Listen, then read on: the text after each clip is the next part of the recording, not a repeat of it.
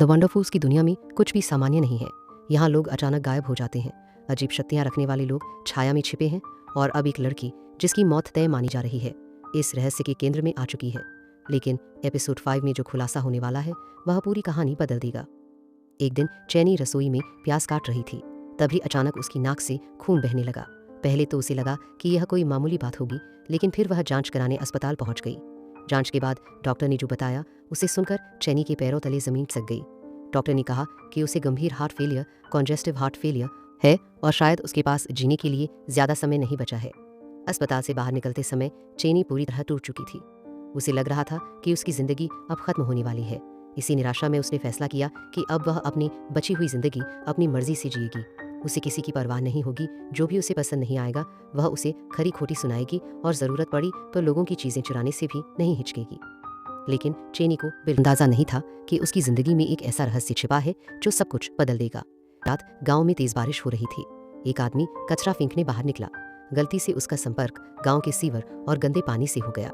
शुरुआत में यह एक छोटी सी घटना लगी, लेकिन जल्द ही उसके शरीर में अजीब बदलाव शुरू हो गए। उसके हाथों और पैरों पर मछली जैसी शल्क स्केल्स उगने लगी। पूरे शरीर में दर्द होने लगा और उसकी त्वचा से चिपचिपा पदार्थ निकलने लगा। ऐसा लग रहा था मानो वह धीरे धीरे इंसान से किसी जलजीव या मरमायन मरमन में बदल रहा हो।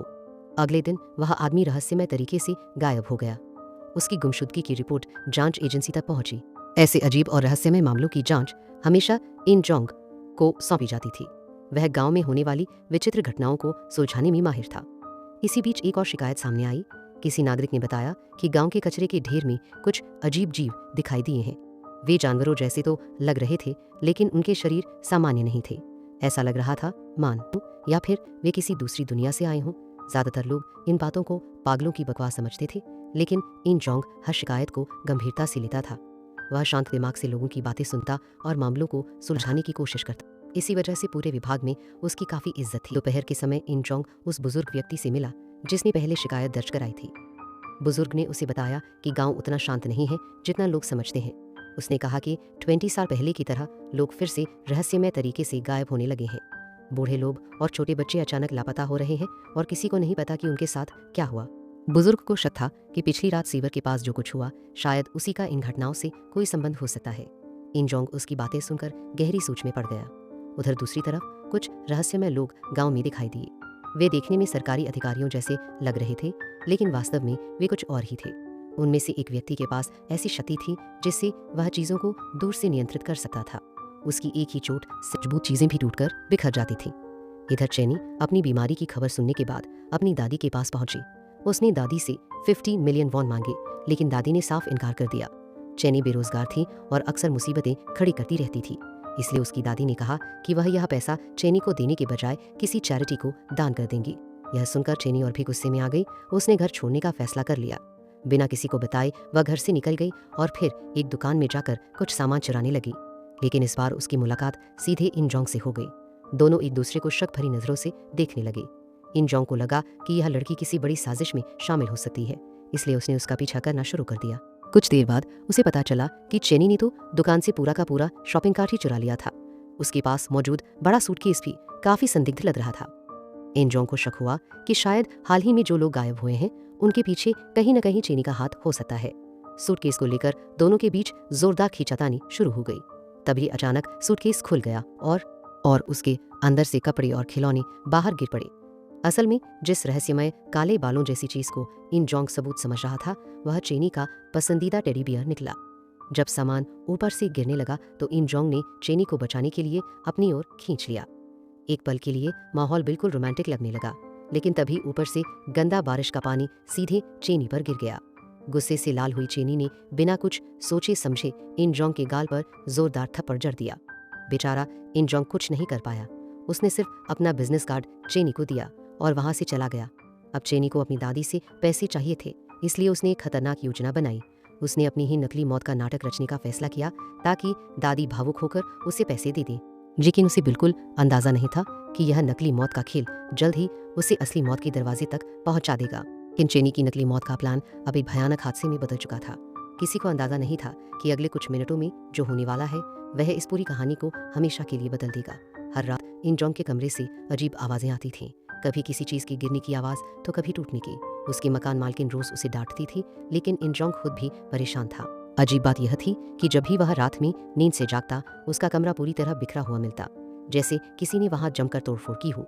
उसे लगने लगा कि शायद उसके साथ कुछ ऐसा हो रहा है जिसके बारे में उसे खुद भी पता नहीं है।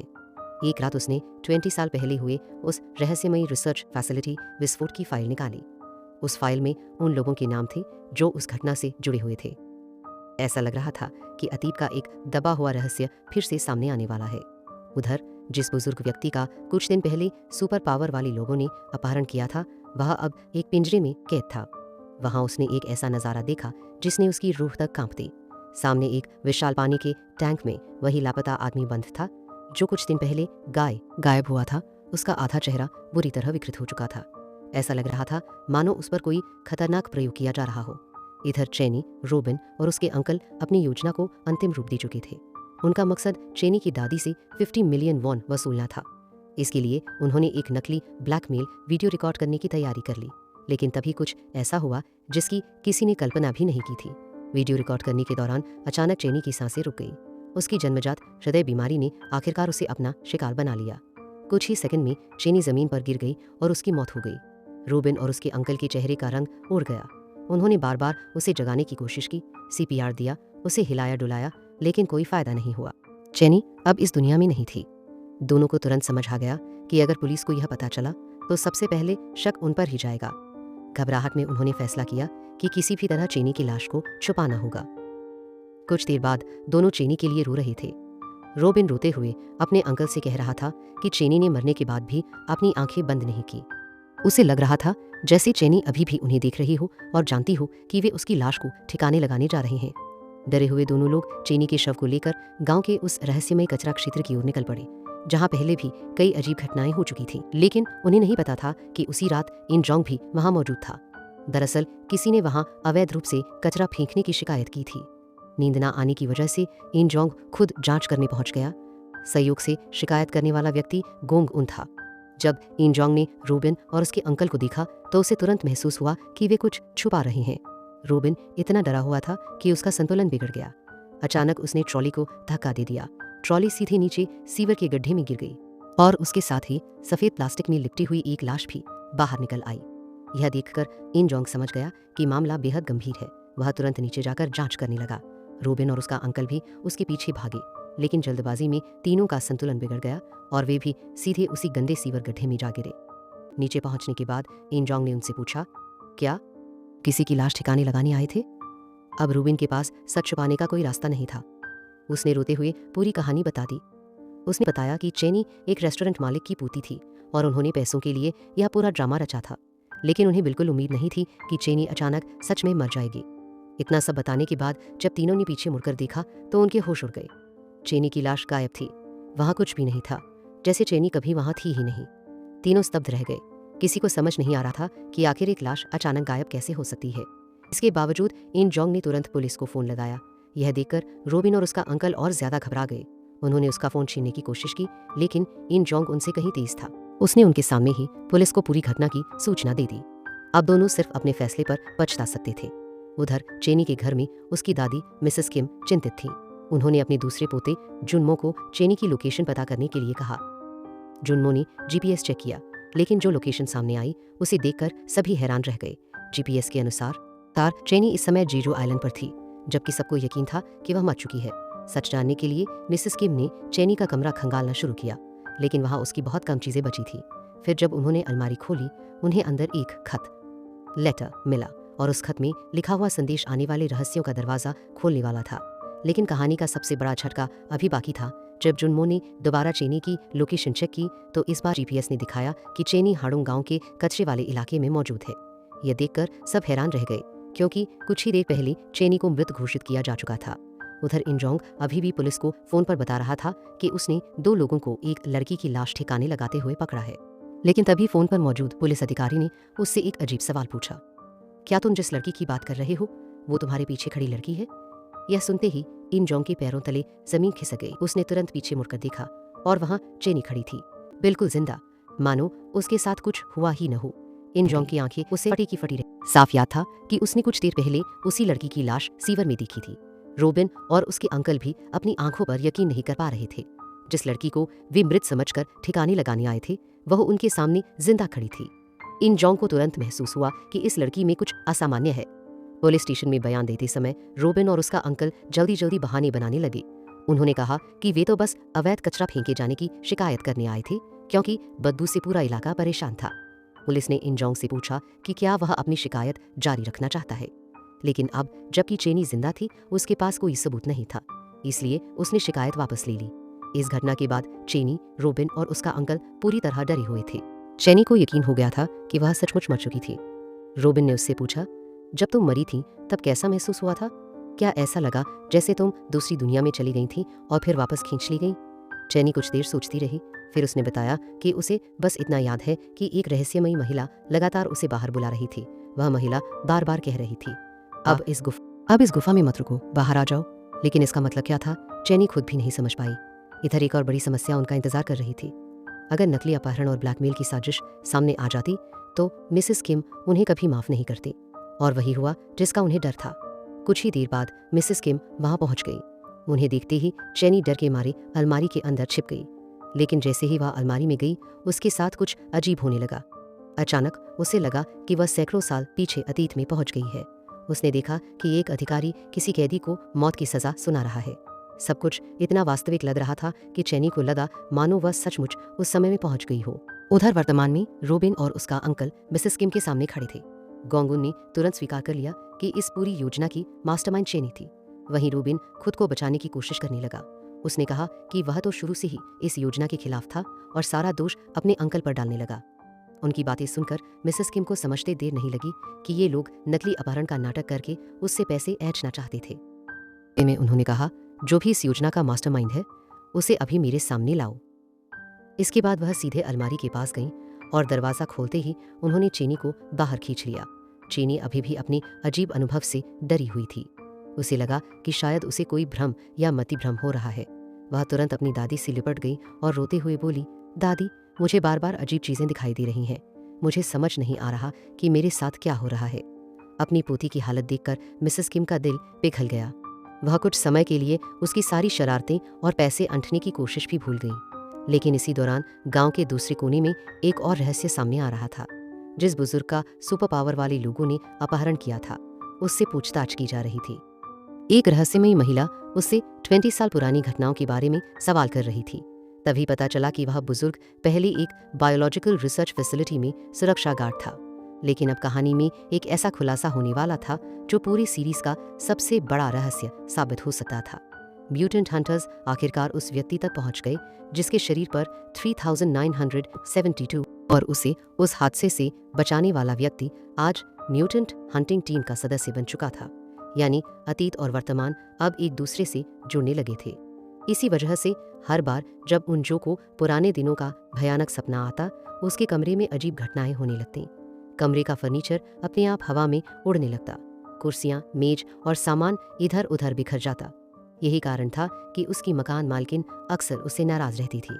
उसे लगता था कि उनजो रात भर कमरे में कोई अजीब हरकतें करता है, लेकिन असलियत में यह सब उसकी टेलीकिनेसिस शक्ति का असर था।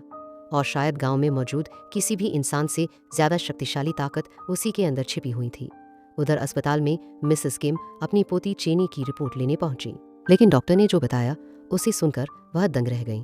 डॉक्टर के अनुसार चेनी की गंभीर हृदय बीमारी पूरी तरह गायब हो चुकी थी। न सिर्फ उसका दिल बिल्कुल स्वस्थ था, बल्कि उसके शरीर के सभी अंग सामान्य तरीके से काम कर रहे थे। कोई नुकसान नहीं, कोई बीमारी नहीं, मानो वह कभी बीमार थी ही नहीं। मिसेस किम की आंखों में खुशी के आंसू आ गए। उन्हें लगा भगवान ने उनकी पोती को नया जीवन दे दिया हो। इसी खुशी में उन्होंने एक पुराना फ़ोन निकाला जिसे वह लंबे समय से संभाल कर रखे हुए थे। फिर उन्होंने एक व्यक्ति को फ़ोन लगाया, डायरेक्टर चोई। उन्होंने संदेश छोड़ते हुए कहा कि जैसे ही संभव हो वह उनसे संपर्क करें। उधर दूसरी तरफ रोबिन और उसके अंकल गोंग उनके बीच जोरदार बहस चल रही थी। रोबिन गुस्से में था। उसका कहना था कि अगर उसके अंकल चेनी की बेवकूफ़ी भरी योजना में शामिल ना होते तो वे इतनी बड़ी मुसीबत में कभी नहीं फंसते। दोनों एक दूसरे पर दोष मर रहे थे। गुस्से में आकर रोबिन ने एक खाली कैन दीवार की तरफ फेंक दी, लेकिन तभी कुछ ऐसा हुआ जिसने उसे खुद डरा दिया।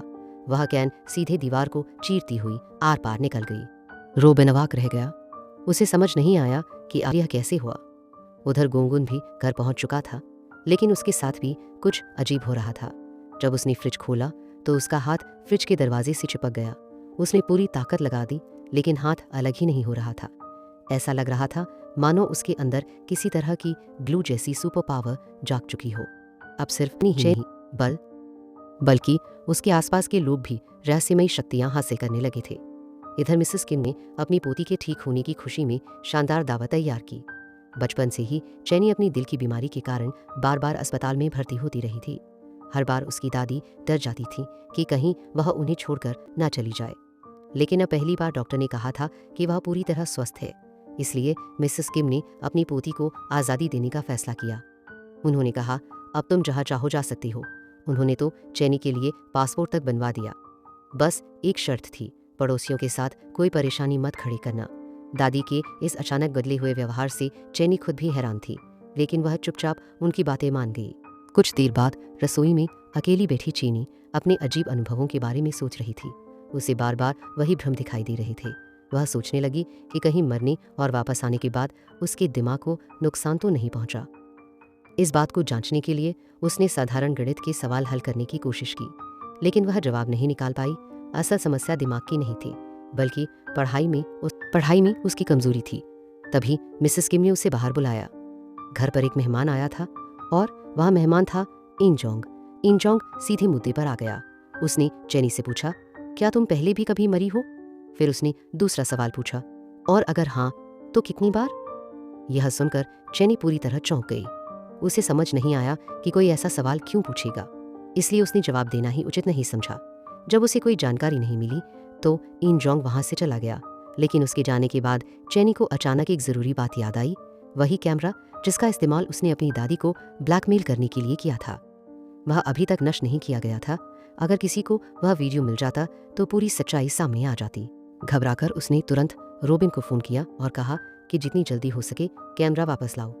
लेकिन चैनी को नहीं पता था कि इंजोंग अभी भी उसका पीछा कर रहा है। उसे शक हो चुका था कि चैनी के अंदर कोई असाधारण शक्ति है और वह यह साबित करना चाहता था कि चैनी सचमुच मरकर वापस जिंदा हो सकती है।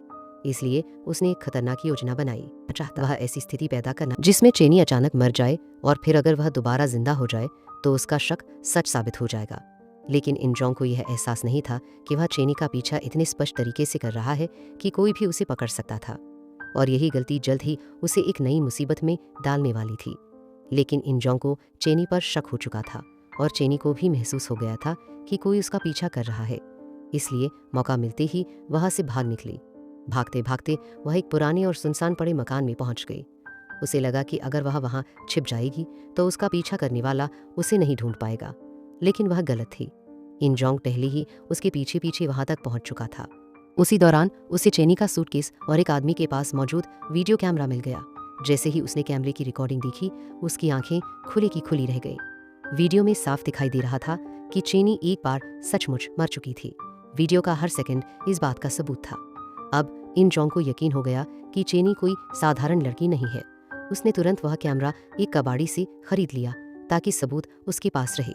उधर चैनी भी उसी पुराने मकान के अंदर कैमरा ढूंढ रही थी, लेकिन लाख कोशिशों के बाद भी उसे कैमरा नहीं मिला। इसी बीच इंजोंग ने एक खतरनाक फैसला लिया। वह चैनी की शक्ति की परीक्षा लेना चाहता था। उसने अपनी टेलीकिनेसिस शक्ति का इस्तेमाल किया। अचानक पूरा मकान हिलने लगा, दीवारें मुड़ने लगी, लकड़ियां टूटने लगी और ऐसा लगने लगा मानो पूरा घर किसी अदृश्य ताकत से कुचला जा रहा हो। अंदर फंसी चैनी घबरा गई। उसे महसूस हो गया कि कुछ बहुत गलत हो रहा है। उसने बाहर निकलने की कोशिश की, लेकिन दरवाज़ा खुल ही नहीं रहा था। उसी समय गोंगुन भी कैमरा लेने वहां पहुंच गया। उसने देखा कि घर किसी अजीब शक्ति के प्रभाव में टूट रहा है। उसे डर लगा कि कहीं चैनी अंदर तो नहीं फंस गई, लेकिन तभी अचानक सब कुछ शांत हो गया। टूटने फूटने की आवाजें बंद हो गईं और अगले ही पल चैनी ने खुद को एक बिल्कुल अलग जगह पर पाया। वह अब समुद्र के बीचों बीच एक नाव पर खड़ी थी। उसे समझ ही नहीं आया कि वह वहां कैसे पहुंच गई। असल में यह उसकी नई शक्ति थी, टेलीपोर्टेशन, यानी वह एक जगह से दूसरी जगह पलक झपकते पहुंच सकती थी। उधर गोंगुन बाहर खड़ा इंजोंग को देख रहा था। उसने अपनी आंखों से देखा कि इंजोंग ने केवल हाथ उठाया और आसपास की सारी चीजें हवा में उड़ने लगी। यह दृश्य देखकर उसके होश उड़ गए। अब उसे समझ आ गया था कि इंजोंग कोई साधारण इंसान नहीं है, लेकिन इंजोंग को यह पता नहीं था कि कोई और भी उसे देख रहा है। एक पुराना परिचित जिसने कभी उसकी रक्षा की थी। उस व्यक्ति ने दूर खड़े होकर कहा, आखिरकार मैंने तुम्हें ढूंढ लिया 3972। यह सुनकर साफ हो गया कि 20 साल पुराना रहस्य अब फिर से जाग चुका है। उधर डायरेक्टर चोई के घर में भी तनाव का माहौल था। वहां 2 सुपर पावर वाले लोग एक पुरानी परिचित के साथ पहुंचे। उन्हें देखकर डायरेक्टर चोई डर गए। घर में लगी पुरानी तस्वीरों से पता चलता था कि ये दोनों लोग और मिसेस किम 20 साल पहले हुई उसी रहस्यमयी घटना से जुड़े हुए थे। इसी बीच चेनी की मुश्किलें खत्म नहीं हुई थीं। जब वह टेलीपोर्ट होकर समुद्र में एक चीनी मछुआरे की नाव पर पहुंची तो वहां मौजूद लोगों ने उसे घुसपैठिया समझ लिया। उन्होंने उस पर बंदूक तान दी और गोली चलाने ही वाले थे कि चेनी फिर से टेलीपोर्ट हो गई और अगले ही पल वापस अपनी पुरानी जगह पर पहुंच गई। अब यकीन हो गया था कि उसके अंदर सचमुच कोई असाधारण शक्ति जाग चुकी है। वह खुशी और हैरानी से भर गई।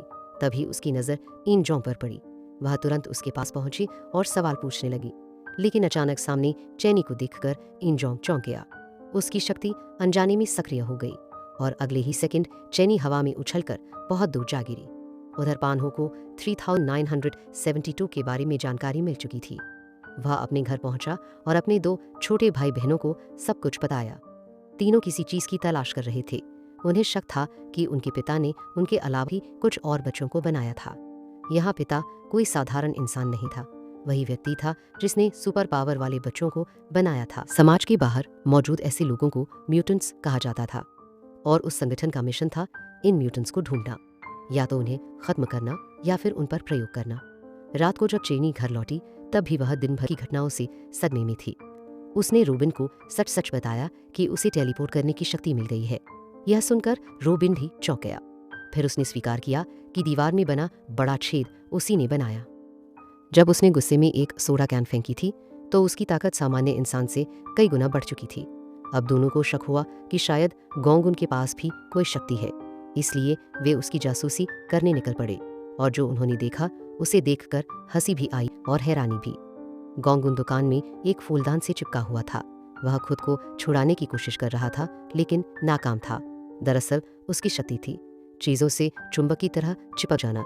जब चेनी और रूबिन ने उससे सवाल पूछे तो वह शर्मिंदा होकर उन्हें वहां से भगा देने लगा, लेकिन तभी उसने जूते पहनने की कोशिश की और उसके पैर वहीं चिपक गए।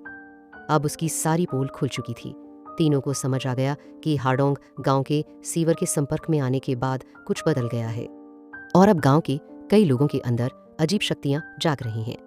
चेनी ने तुरंत महसूस किया कि उनकी ये शक्तियां कोई साधारण क्षमताएं नहीं बल्कि असली सुपर पावर्स है। लेकिन तभी गोंगुन ने एक गंभीर बात बताई।